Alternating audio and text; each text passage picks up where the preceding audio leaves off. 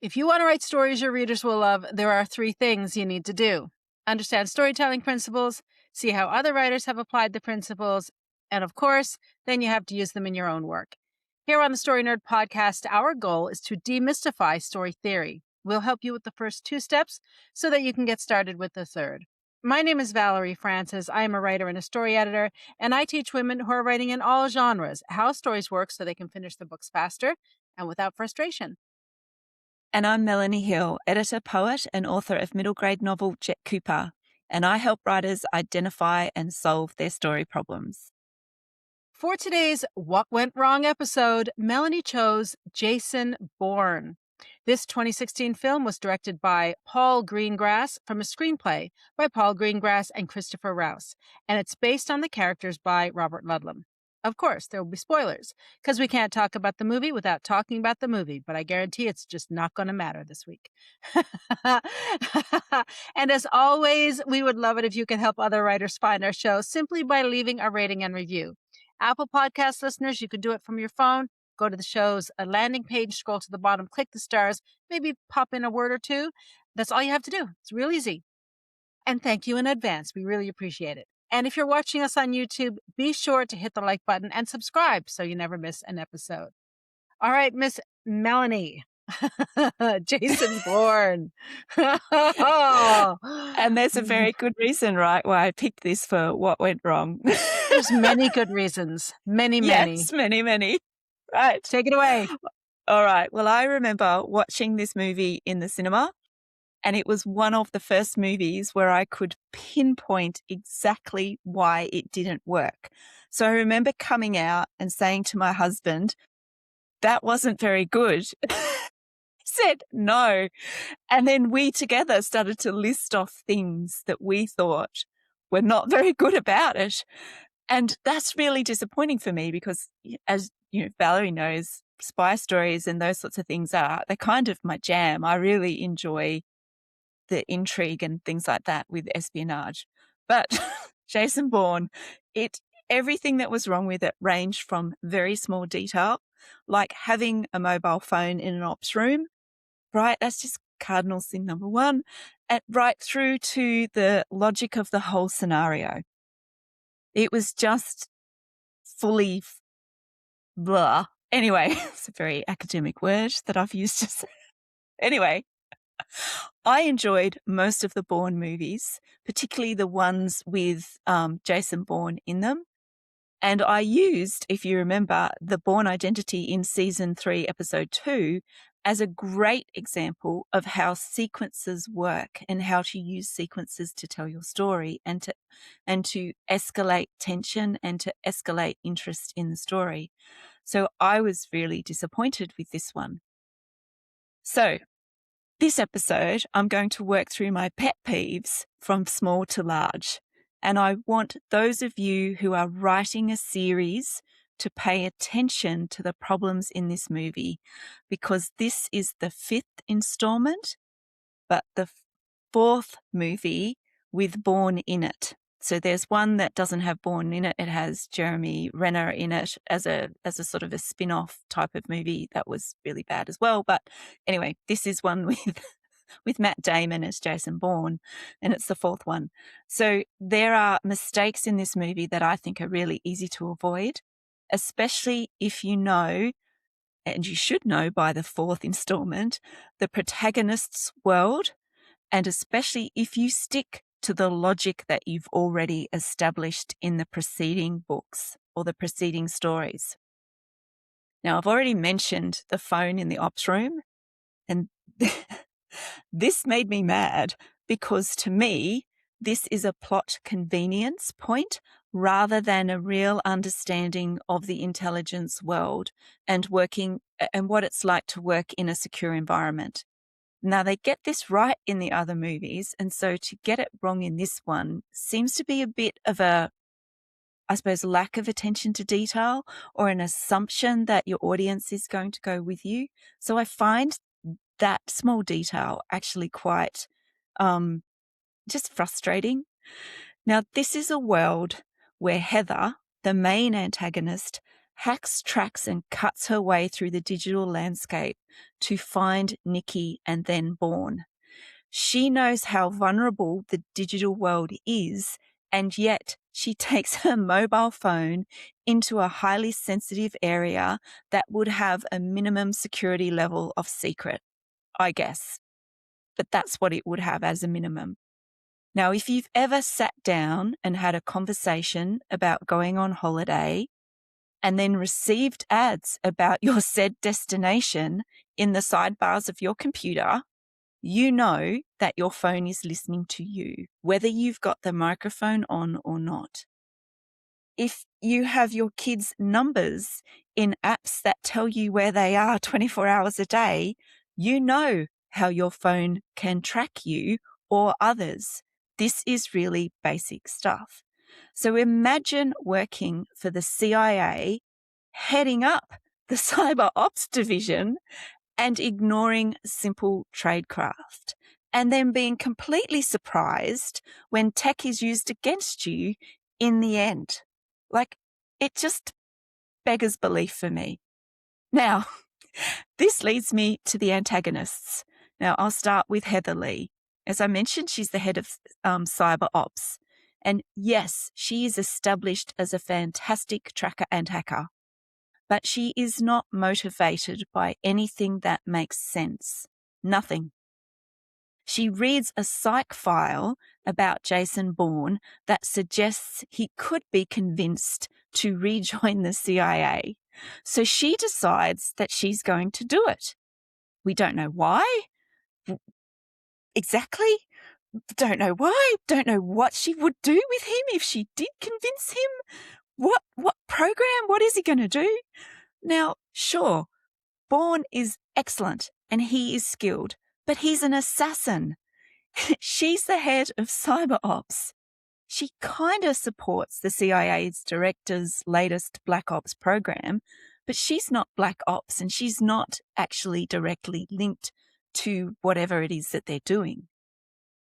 Now, the antagonist's logic and the motivations behind their actions create tension in a movie because the viewer empathizes to a degree with the antagonist if they understand why they're doing what they're doing. And when they empathize with the antagonist and the protagonist, it creates a level of conflict, which is actually really powerful to pull your reader through a story. Now, when there's no tension between competing motivations, then the movie falls flat. Another example of no tension comes from the relationship between Heather and Dewey. So Heather doesn't like Dewey, who's the CIA director, and she wants him gone. But that's sort of is revealed at the end of the movie. Now, I fully get where Heather's coming from because Dewey is an incredibly unlikable character. And he made a fool of Heather when they're on their op in London. But that is after she tried to outmaneuver him by proposing that she can bring Bourne back to the CIA. And that is something that Dewey adamantly does not want. So it's clear that she's going to be in his sights. And so that kind of thing doesn't really work well in this situation. It's illogical in this situation to me. Dewey wants Bourne killed out of revenge for closing down the CIA's Black Ops programs like Treadstone and Blackbriar.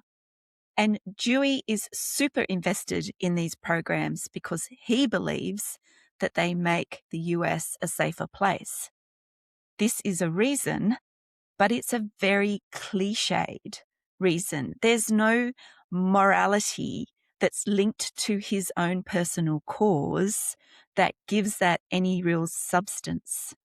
So there is nothing that explains why or how involved Dewey was in the other Black Ops programs. He just kind of wants Jason Bourne dead.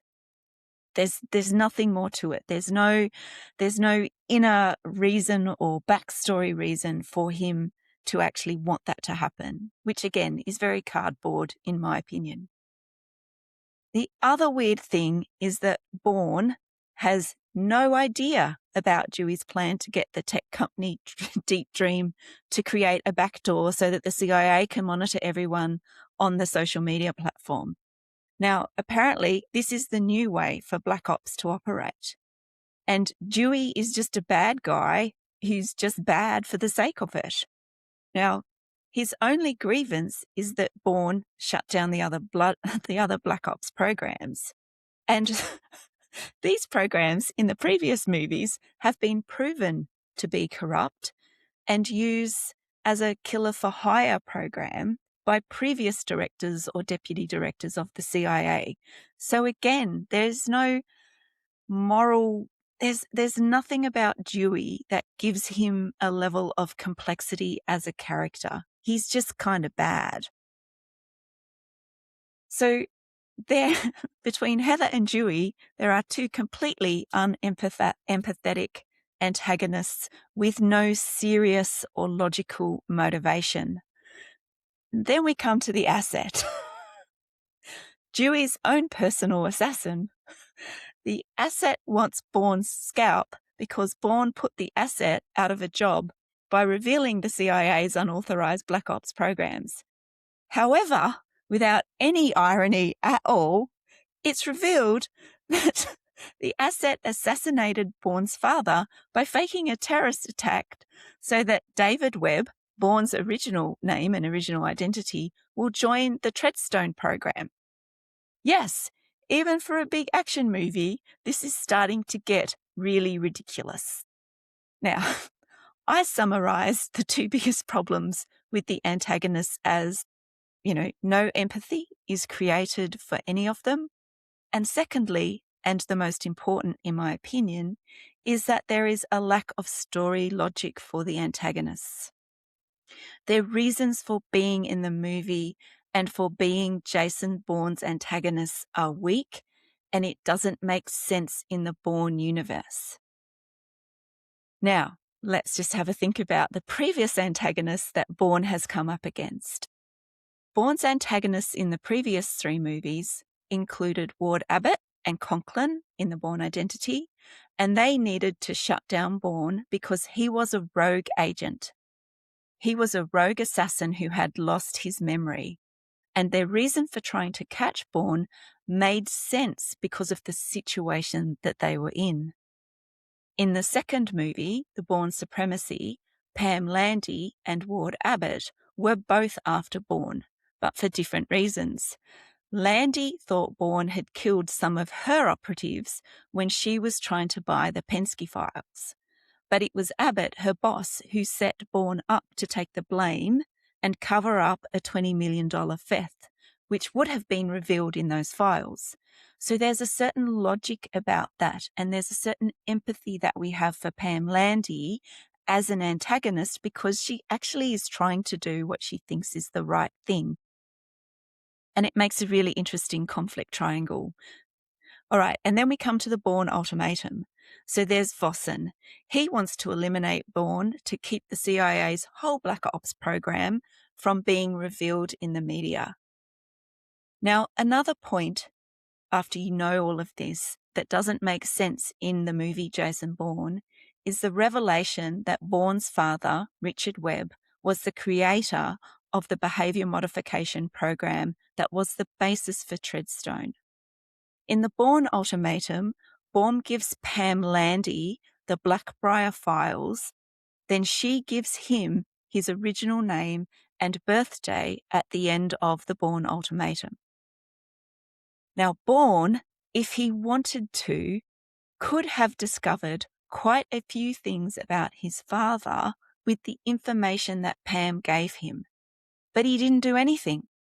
Instead, he went underground for 12 years and earned a living street fighting. Then Nikki's discovery of Bourne's father's name in the Black Ops folders incites the whole movie. Bourne didn't want to know the information until Nikki found him. This makes no sense, especially when you consider the time lapse between when he got the information about his identity and when the actual Jason Bourne movie takes place. it just falls flat in so many ways. Now, in every movie, Bourne wants to find out who he was before the events in the Bourne identity. He is motivated to work out who he was, but 12 years go by and he doesn't find out anything. Again, it doesn't make any sense in the world of Jason Bourne. Now, in a series, you need to maintain the logic and the rules of the world you've established. There is nothing logical about a man who can operate off the grid and out of sight, waiting 12 years to find out about his father's murder, especially one that he witnessed. If he misses those clues, he shouldn't have been a candidate for a covert assassination program. So this movie undermines the premise for all of the other movies, in my opinion, that preceded. All right, now there is more that I could mention, but I need to stop now because you can probably tell that I'm quite excited about this. All right, Valerie, how did you go this week with the Jason Bourne? Well, Melanie, and just to sort of riff off what you just said, in the very beginning of this movie, in a voiceover, Jason Bourne says, "I remember everything." Well, buddy, no, you don't. No. And the whole shtick of the Bourne movies is that he's trying to find out who he is and how he got to this point in his life, and that's the whole underlying premise of the Bourne movies. So absolutely, you're right. And I love the little callback you did to conflict triangles. We talked about that in a previous season. Can't remember which one off the top of my head. But that was really interesting. So if you don't know what we're talking about with conflict triangles, go back and check it out. All right. So Melanie, first of all, I just want to say yes to everything you just said. Now, I mean, I don't know the franchise as well as you do. I'm the first one to admit that. But when I watched this movie, it just didn't make sense to me. Just even as a standalone, and even just knowing what I do know about the franchise, the story logic didn't make sense. The characters' objects of desire and motivations didn't make sense. Now, here's the thing about story theory that we've got to remember. And listen, we're here every week talking about story theory because it honestly does make writing a book so much easier when you understand story theory. Like I believe that right down to my socks. But story theory is not a tick the box exercise, right? Story theory explains the tools that we use in the storytelling trade, but we still have to learn how to use them in an artistic way. So here's what I mean by that. For example, it's not enough to say that Heather wants to bring Bourne in and Dewey wants him dead. Well, why? Why do they want those things? There has to be some reason, otherwise they're sort of off-the-shelf baddies, and that's boring. That's really boring. So anyway, like Melanie, I could go on and on and on and on, but instead I have decided to focus on one aspect of key theory. One key aspect of theory that I think Jason Bourne runs foul of, because it's really important for us to see how quickly it can go off the rails when we don't understand why it's a bit of theory in the first place, if that makes sense. Now, I encourage everyone to watch this movie because on the surface, it seems like it's working. It seems like it should be another great chapter in the Bourne franchise, right? It's got all the superficial bells and whistles that we expect from a Bourne movie. Unfortunately, the filmmakers forgot the substance. And by that, I mean they kind of forgot to include a plot. So it's a fascinating film to study.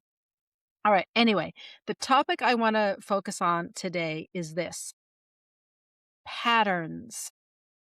When we're writing a story, what we want to do is avoid patterns. And the reason is super simple. When a reader, or in this case, a viewer, sees something once, that's fine. But when you repeat it verbatim or shot for shot in this case, your reader or viewer is going to know what's coming up because they saw it once. So they already know how the scene is going to unfold. And when your reader or viewer can accurately predict anything in your story, they're going to tune out, and they're going to tune out fast. And for novelists, it's already hard to get them to pick up the book in the first place because reading is labor intensive, right? It takes a lot more energy and intellectual energy and effort to read a novel than it does to sit on a couch and passively watch a film. Reading a novel is an active activity. Watching TV or a film is a passive activity. So one, we got to get the person to pick up the book in the first place, right? That's all about the back cover blurb and the cover and the marketing bit. Once you get into the book itself, our job is to hook the reader early and hold their attention all the way to the last page. One of the things that will make a reader put a book down is when they see something coming and they know what's about to happen, and when it happens, it unfolds exactly the way they expect. One of the reasons this happens is because patterns are starting to form. Now, in certain stories, these things become kind of in jokes. Like if you have a character, like a comedic character, for example, who makes the same mistake over and over, that can be used to really powerful effect in the right hands. Or, for example, when Columbo always says, and one more thing, one more thing. We're waiting for that because we love those types of things. Those are personality traits. And when those types of things happen, it always goes toward the character and the depth of character and the dimension of the character. Here in Jason Bourne, what happens is that entire scenes are repeated exactly the same. So, listen, don't take my word for it. This is brain science. This is why I keep recommending that everyone get Lisa Cron's book, Wired for Story, and don't just read it, study it. Read it many times. Write in the margins, highlight stuff, dog ear pages, take notes. It is so important because it's called Wired for Story because as humans, our brains are wired to receive story in a particular way. Like our brains work in a particular way. And so the answer to the question, well, why? Why are patterns bad? Or why is this bit of theory important? Or why does the antagonist have to have a motivation behind their action? It's because that's what makes sense to us. That's what we're looking for as humans. That's how we process stories. Anyway, so in Wired for Story, Lisa Cron writes this. Since the brain abhors randomness, it's always converting raw data into meaningful patterns, the better to anticipate what might happen next. That's a quote. So in story terms, quote, readers are always on the lookout for patterns. Now, to be fair, Cron is speaking there in terms of setups and payoffs, which I covered in another season, but believe it or not, the same is true with scene types. Now, what, says you, is a scene type? Fair enough. Because this scene types are advanced. So I haven't gotten into them here on the podcast because I don't know how to do it justice in an audio thing. Like this, it's the kind of thing I get into when I'm working with clients one-on-one, because then we can really dive into it and I can explain it and answer questions and all that kind of stuff. So to be fair, this is a bit of an advanced idea. I've got a whole training on it. It's called the Scene Type Inventory. I gave it live a couple of years ago, and I will be re-releasing it soon. So if this is something you're interested in, get on my mailing list, valeriefrancis.ca/inner circle, because you'll hear about it there first. And the people on my mailing list, they always get first access to things. They get discounts, they get special offers that I don't advertise anywhere else. So if scene types float your boat, go to valeriefrancis.ca/inner circle. All right. Now, scene types in and of themselves, like every other bit of story theory, and every single literary device, everything to do with our craft, it's neither good nor bad. It is what it is. It's all about how you use the tool. Okay? That's why Melanie and I are here every week. We're showing you how to use these tools. When you understand how to use scene types or any other storytelling tool, now suddenly you have power. Power as a storyteller to craft a really beautiful tale that is going to, like I said earlier, grab a reader on page one and hold their attention all the way to the last page. The flip side of that, of course, is when they're used poorly, that they can and will ruin your book, or in this case, the film. So what do I mean by that? Well, okay, let's look specifically at Jason Bourne. In fairness, the first 15 minutes or so aren't bad at all with respect to scene types. Yes, it's full of scenes and scene types that we have seen dozens of times before in other stories, but this is the first time we're seeing them in this particular movie. So the audience just happily goes along with it. Like we see Jason Bourne fighting. Oh, yeah, we've seen that kind of fight a million times. No biggie. We just go with it. The scene types that happen over and over and over again in this movie, though, are fight scenes, car chase scenes, cyber scenes, or what I call people on computers scenes, crowd scenes, debrief scenes, and walk and talks. Now, these are all fine in and of themselves. They can all be used. They can all be used different ways in a story. And the audience, the reader or viewer, probably won't notice. They stick out so badly here in Jason Bourne because they're repeated exactly shot for shot, almost over and over and over. So it gets boring, right? There's no variation. We saw it once and then we see it a second time and a third time. And, guess what that's called? That's called a pattern. And what happens to our brains when we see these patterns? We tune out. We just check out. We know how it's going to go. It's no longer interesting to us because we understand how the pattern works. And the way that Jason Bourne uses patterns is they're actually duplicating it, right? So there's no variation on a theme. Let me just give you one example from the movie. And then I invite you to watch the movie and find other examples because there's loads of them. But the one example I want to give you is the crowd scene. So whenever Jason rises his head above the parapet, he does it in a crowd scene. So the first time is when he meets Nikki during the demonstration scene in Rome. The idea is that there are so many other people and so much chaos going on around that he can just get lost in the crowd.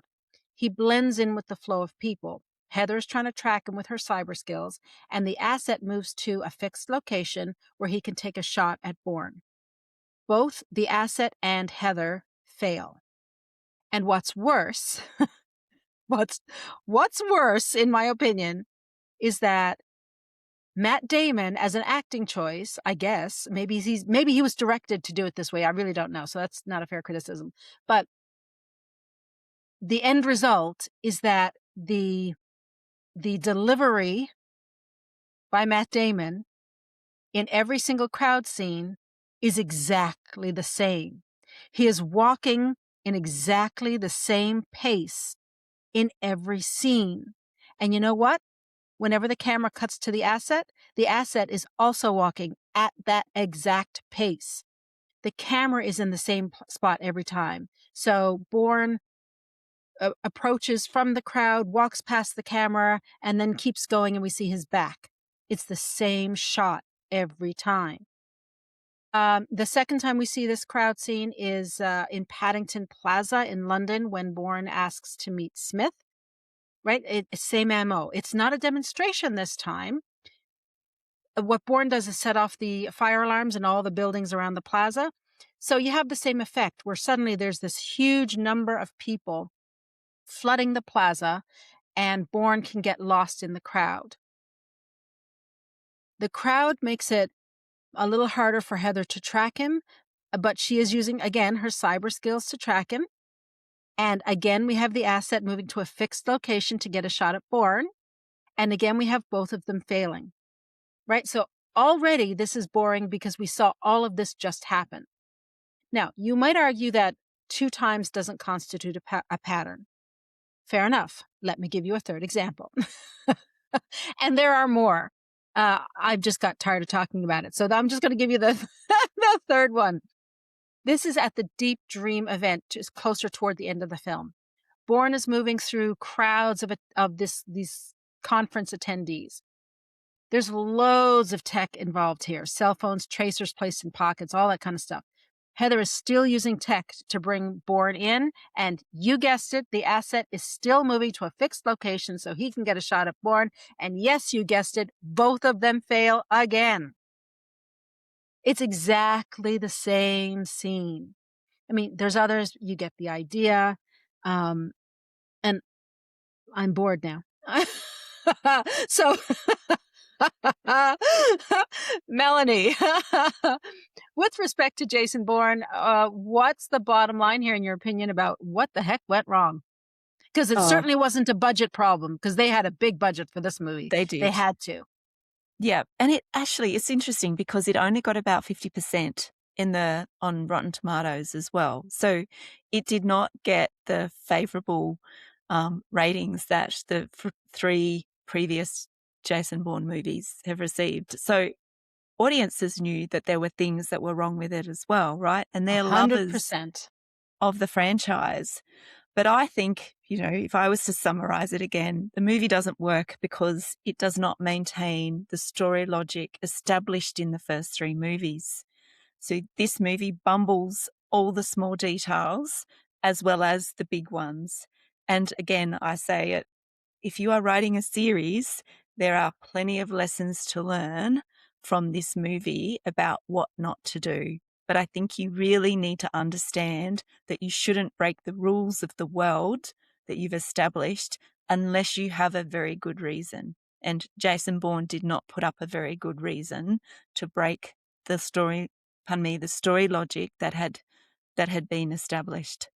What are your biggest takeaways from this?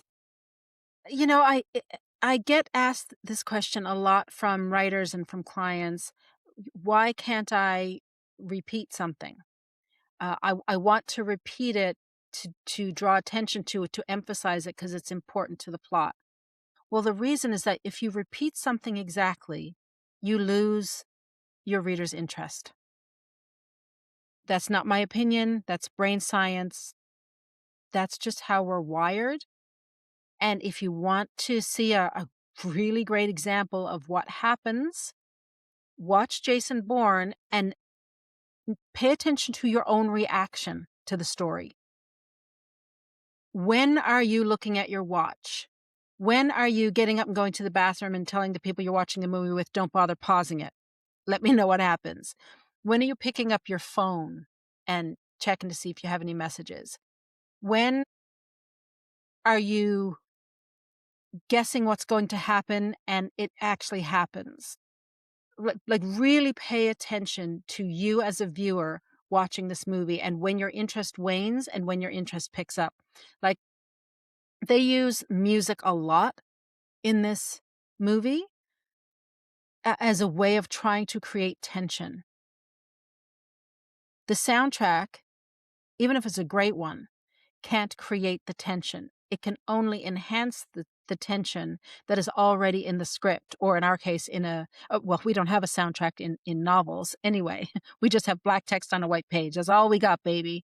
So, we really cannot afford to lose our reader anywhere. So, if you ever wondered why patterns were important and how you can use them to your advantage and how they can really work to your disadvantage, definitely check out Jason Bourne. Okay, that wraps it up for this week. We would love to hear what you think of this What Went Wrong episode. And of course, if there's a film that you'd like us to take a look at, feel free to reach out to us via email or social media. Next week, we have our What Went Right episode. So come and join us as we discuss Vertigo. I'm excited for this one. To support the show, please leave us a rating and review and tell your writer friends about us. And if you're watching on YouTube, be sure to like and subscribe. If you want us to review your query letter and first 10 pages writing sample, go to storynerd.ca for all the details about how to submit. To join my inner circle, go to valeriefrancis.ca/inner circle. And for more information about Melanie's books, visit melaniehill.au. And remember, story theory doesn't have to be difficult. It's a tool to help you write more, not less. So take it one step at a time and remember to have lots of fun.